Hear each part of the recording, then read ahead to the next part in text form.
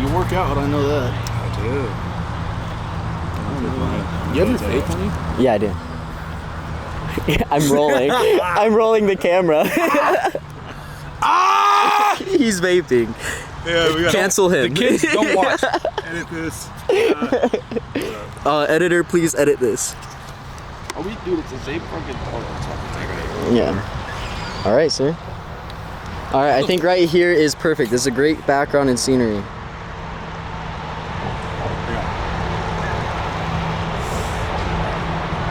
These vapes are taking over America. I will say that. I will say that. Vape, dude. I don't vape. This is just his vape. I quit vaping when I was 17. I quit smoking after about 20 years. With a vape? Using a vape. Yep. Now I gotta kick the vape, but help me get over that curve of smoking, So it helped you out, man. It helped you get off the cigarettes the vape did. It did, man. I mean, brother, that's gotta be a blessing.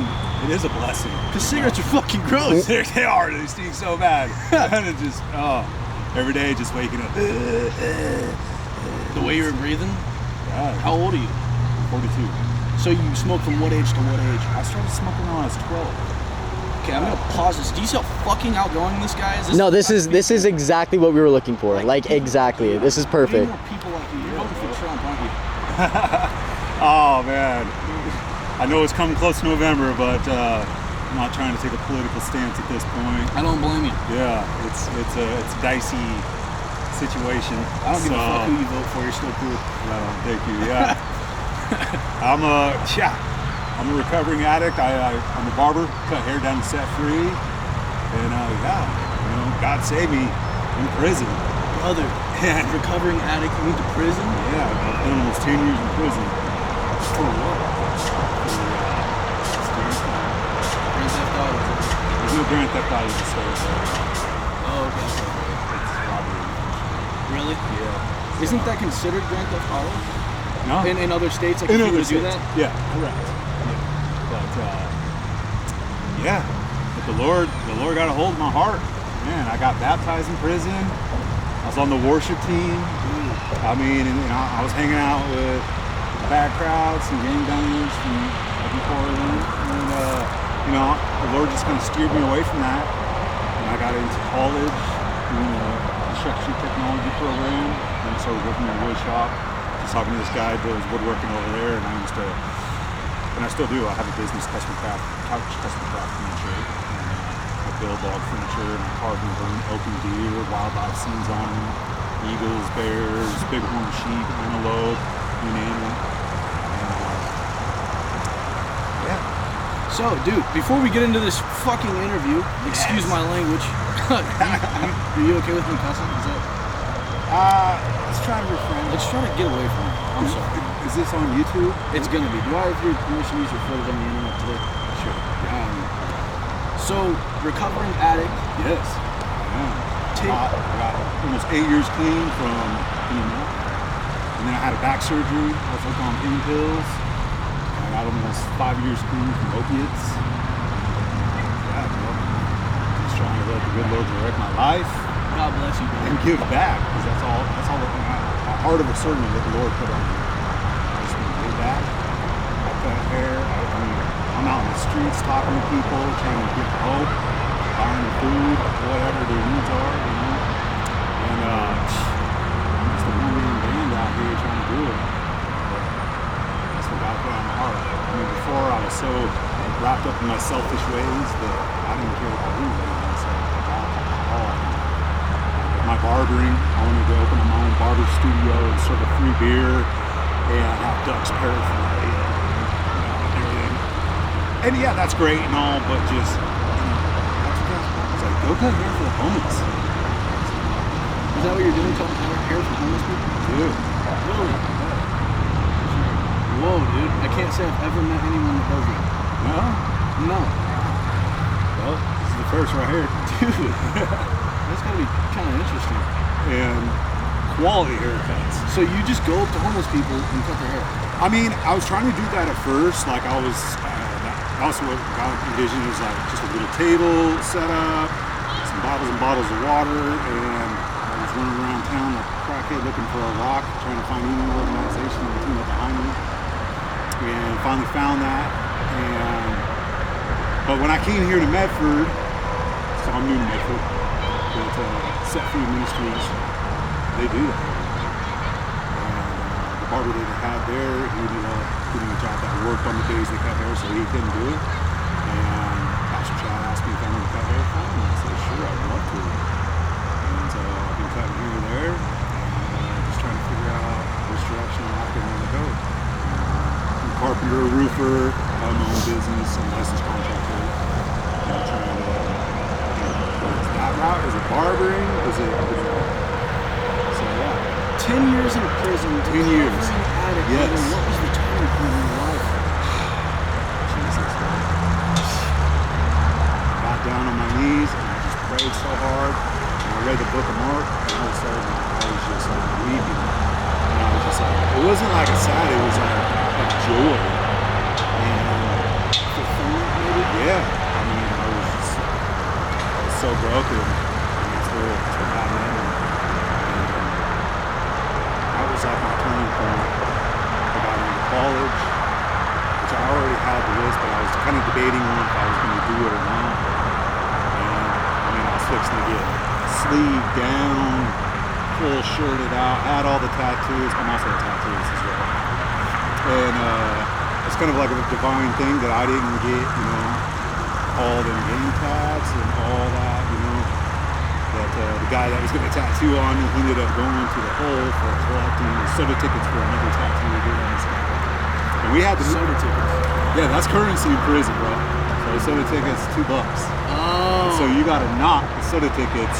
That's like a knot of cash. Yeah.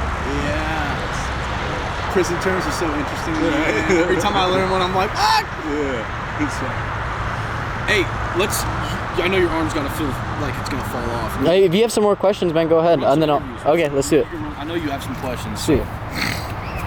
Go for it, dude. I'm just gonna let you take over. Hey, by the way, thank you so much for doing this. Yeah, bro. I really appreciate it. All right, so first of all, my name's Gabe. Hey, Gabe, I'm Kevin. Kevin, nice to meet you. And I wanted to say congratulations, I know a lot of people that, especially here in the Rogue Valley, man, it's just getting worse and worse, but I know a lot of people that are struggling with some of those past problems that you yourself had to struggle with, And with a lot of adversity comes a lot of tough times, and I was just kind of curious, like, were there any points in your life where you're like, man, like, I need to do something, but you weren't quite there yet? Yeah, I mean, Great question. I got to that point where I started changing, but yet it was just like the grip of the world and just like and the struggle and everything, and just people get used to that, being that comfortable in that rut, and when you live that life and that struggle and everything, and getting high, loaded, whatever, takes you away, like, it's hard to step out in faith or, in sobriety or anything when that's all you've known your whole life is trials and tribulations, and kind of it's like a sickness of that pain cycle of like, and yeah, I ended up falling back, and by the grace of God, He pulled me up out of there again, listening to my bootstraps, and I just give all glory to God. I think that's a great way to look at it, man. And like I said, I'm very proud of you. It's a hard thing to deal with addiction, especially with family members. Were there any times when your family members specifically were kind of affected by your decisions, or was that something that has always been in the household? Yeah, I mean, I come from a whole line of addiction. I had my struggles growing up as a childhood, through abuse, custody battles, and then it turned into drugs and alcohol and running the streets when I was like 12 years old, and that set that path of destruction for me. And I never really had anybody to look up to in my life other than the thugs in the hood. Started peddling weed when I was like 13, 14, and then it went on up and went on from there. And So you'd say that it's like one of those things that's just so common and so desensitized that it's almost like once you're in it, it is the hardest thing. it is, and it seems like nowadays, like, it's even more desensitized. Whereas it's like it's not even cool to do good or do good things for the Lord. It's cool to be a troublemaker, flipping dope, doing dirt, all that. Like that's the in thing, and like our society becomes so desensitized to that, and that's sad. Is the way to fix that the Lord? That's right. That's right. Jesus, bro. And I needed a good mentor in my life, and after 9/11 I tried to sign up for the military. I was really affected by that, and I already had a felony on my record, so I wasn't able to go into the service. And then that just kind of set a course of destruction. Like when I got that felony, and they gave me a sweet plea deal just to have a little hot stint in jail, but I had that on my record. I wanted to be a fish in the game, or something, like, man, I just felt the barriers every which way I turned, and I just felt like, well, I might as well just go back to doing what I know. But that didn't get me nowhere. Yeah, and that's something that I myself have had a lot of thoughts about is, once somebody makes a mistake, it is so hard to go back and reverse that mistake, especially in the face of the law, like, you go to court, you go through that whole process, say you go to jail, and then you come back out of jail, and the world's still going, and you're almost like, okay, like, well, what are my options now? And like you said, something that really stuck out to me that you just talked about was the military. Like the military feels like something that is like almost like a rebound for anything that you do, but then once you have one thing on your record, it's almost like, like I'm lost. And then exactly like you said, like going back and trying to do something new is almost impossible because of that barrier that you set yourself, Totally, 100%. And once you've got, once you've grown up in the struggle, like I very rarely had new clothes going to school. Like when I started getting, Nikes was when I was, selling sacks of weed when I was 12 years old. And I had to get it on my own, and then even then, like, I'm buying mom's food, I'm buying mom's a carton of cigarettes, and I'm trying to help her out, and I didn't feel good about it, selling rocks, putting checks in the mailbox, Tupac. But yeah, I mean, real talk, it felt good to pay my bills. I didn't feel good that I was selling dope to people, but it was the way I made ends meet. And with my addiction problem, I had a lot of roller coasters with jobs. Like I could never hold the job down. But now when I got sober, like that's all changed. But yet now I'm living the sober struggle. But yet, the devil's trying to drag me back at times. Yeah. Like, remember how we made money the old way? It's like, but And I think one thing too to take from that is, like, I just had something I was going to say and I totally blanked it. Yeah. I'm sorry about that. Are you good on time? yeah, bro. You're good on time?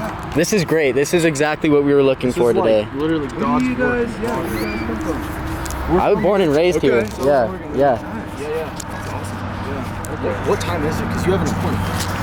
It is. My watch is real fast. We got like 8 more minutes till we gotta go. 2, yeah. Okay. It's at 1:40. So. Okay. I think when I asked you this first, we have your permission to use your photos on the end, right? Your advice to someone who's struggling with addiction. Give it to the Lord. I mean, right away. I've done multiple rehabs, but it never really worked. You know what I'm saying? Until I surrendered that to God, I'm like, God, I just hate this. Like, I don't want to use anymore. And that was like the turning stone, But then, if you don't stay engaged, I had like 2 years clean. And I thought I had it all figured out in recovery. And you can fall very easily, And falling back like that, I just like, Lord, I just give it to you. And, based on my bootstraps, got back up on it. And, like I said, I've done multiple rehabs until you let God work in your life. And it's all stemmed on traumas, hurts, habits, hang-ups, broken relationships, broken, regrets, everything that feeds that depression, that feeds that addiction. so I got to work through it. I've done like 2-3 years worth of therapy, and it's been a roller coaster with me. But I just give all the glory to Jesus. What are some healthy habits that he's developed while like trying to replace those past habits? Why don't you ask that question? You sure? Okay, I'll hold it. Yeah, you're good. Because I was going to ask you, these rehabilitation centers, what is the con? Why are they not working for addicted people that are addicted to drugs? You know, Let me state that you have a very, very, very relevant past with drugs, and you have stated multiple times that rehab was not helping you. yeah, you know, a lot of it's not faith-based. You know, I like Circle of Recovery. It has biblical teachings with recovery steps, like people doing but like I said, we need to have more faith-based rehabilitation centers, and get down to the core root of why people are struggling with addictions. You know, work through their traumas, work through the hurts that they carry that fuels that addiction, because they just want to release. They just they want the out, the high, to get out of the pain that they're going through in their head. So God isn't a normal thing that's talked about in the rehabilitation center? And you think it should be, and that might be the helper for a lot of people to be inside? It's kind of like the church versus state. Let's get remedy thing, therefore they can't have anything related to God. You know, and then there's religious recovery. There's also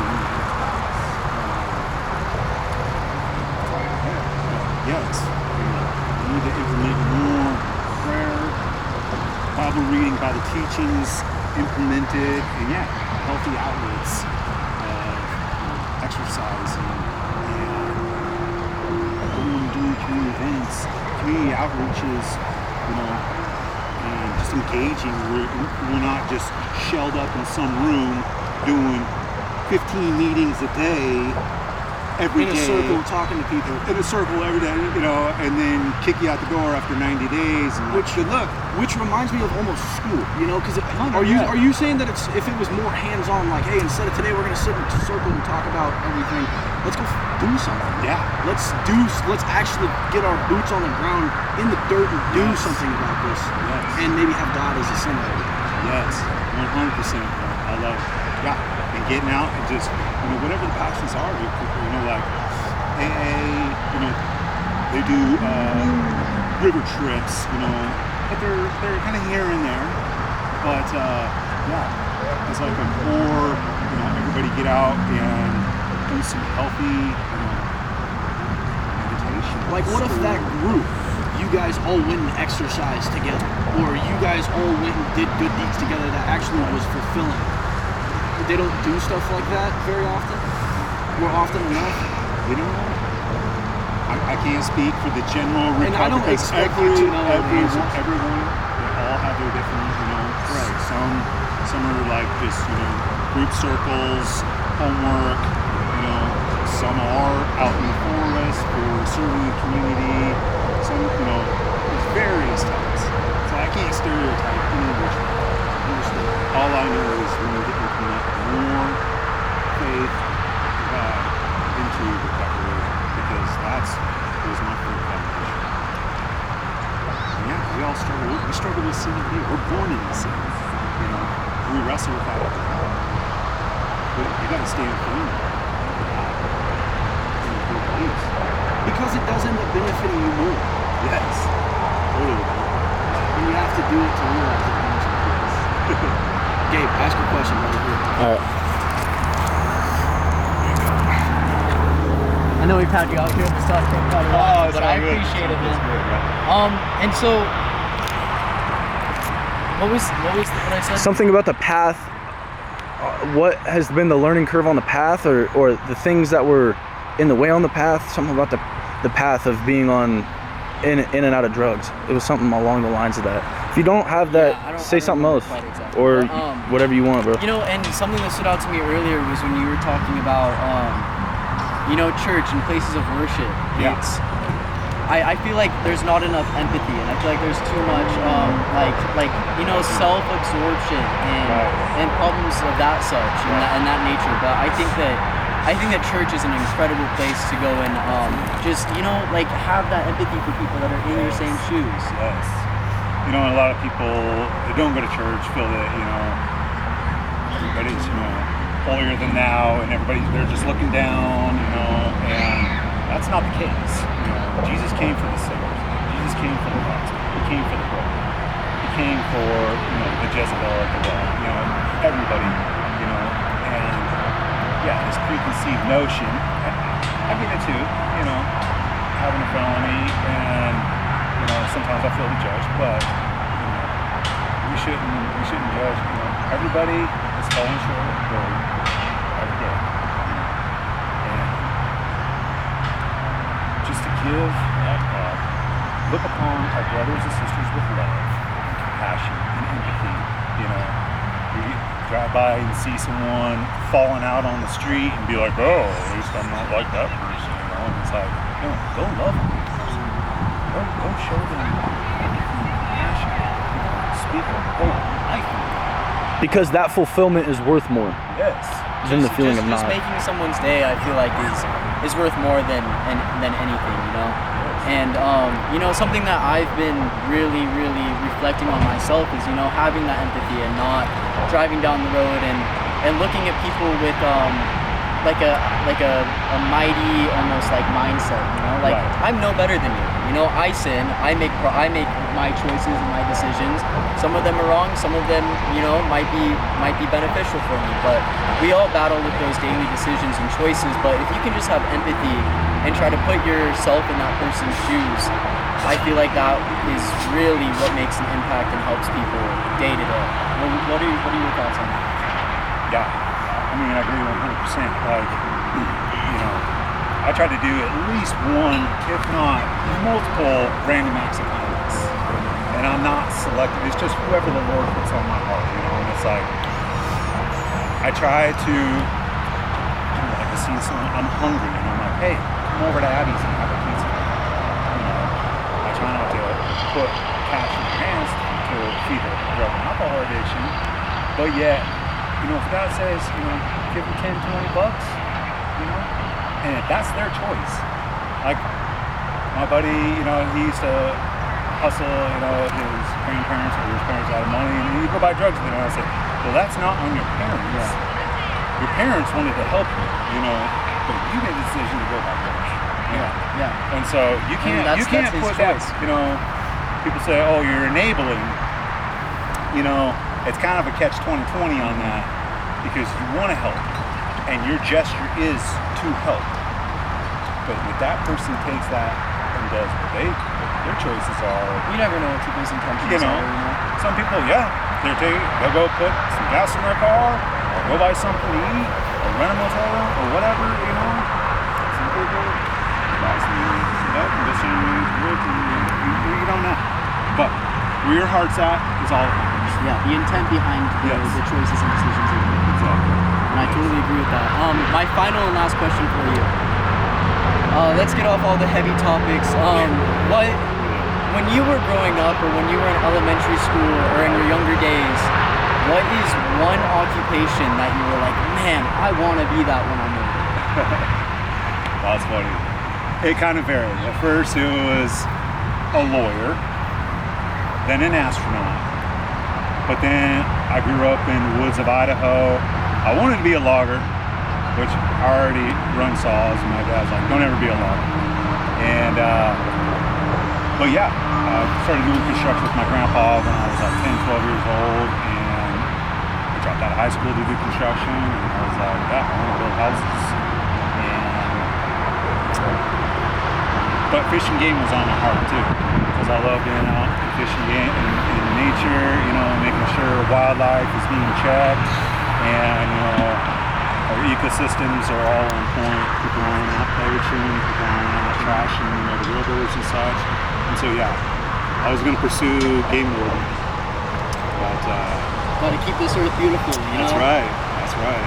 Awesome, man. Well, that is my final question for you. I think we have an appointment to get I'll to. do an outro real quick and we'll get out of Okay. here. We gotta go. Yeah. Oh shit.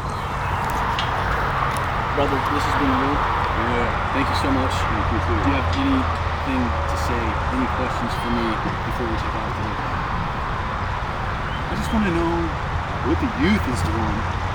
Because I'm a millennial. I'm an 80s baby. I want to know what the youth is doing now. Oh, curb homelessness and addiction. You know. That's it, huh? That's the Yeah. question? Drop some ideas in the mean- comments. Drop some ideas in the comments. Yeah. That's what we're gonna say for that. Yeah. And I will say that the basis behind, since I'll give you a little story, just a little one, okay? Real quick. I feel like I found God through an author by the name of James Allen, and he's taught me not to be selfish.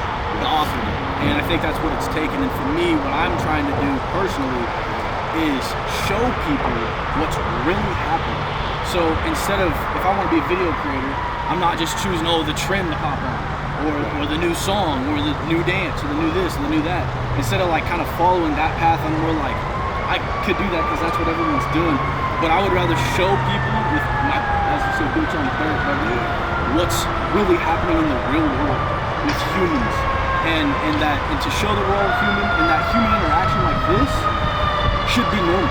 And I think as we get farther into the digital generations, like my niece is 11, for example, I fear that could be a problem, and I want to show that this type of interaction is normal. Is normal, and that love should be the basis of everything, brother. That's my response. I'm no better than the next man. Like I'm one step away from being sinking underneath the bridge. You know, I've had it from first class on the jet to sleeping in a tent, almost drug addict. You know what I'm saying? But God is the same focus here. Keep you humble in the valleys or the mountain, and it don't matter. And it's all about having the heart of the soul and giving back. It don't matter if you got $20 in your pocket and you give $2, or you got $2 million and you're giving $200 grand. You know, give. That's what you're supposed to do. And if it's not about money, brother, it could be about kindness. Kindness, service. You don't have to give no one $1, brother. I But if you mean- can give them just the benefit of not being selfish. your shirt off your back. Like, I don't even know how many times. Like, almost my storage unit wasn't blocks away. I was gonna give this dude the shoes off my feet. Like, I was giving people literally hoodies out of my backpack when it's raining. Man, you know. People like you are what we need, brother. Congratulations on your addiction recovery and being on the right path.